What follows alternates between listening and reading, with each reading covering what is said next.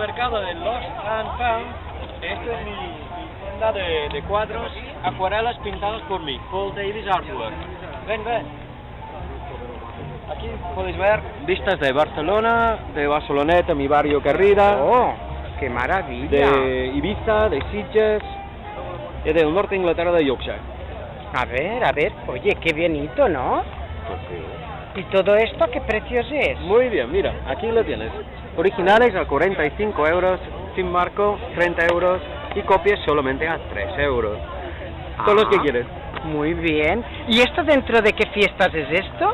Este se llama Lost and Found, que es un genial mercado que lo hacen cada año, una vez al año en la Barceloneta. En la Barceloneta. Muy bien, gracias. ¡Chao!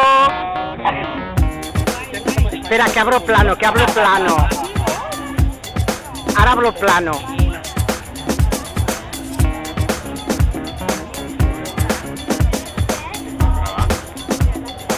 Para el acabamiento.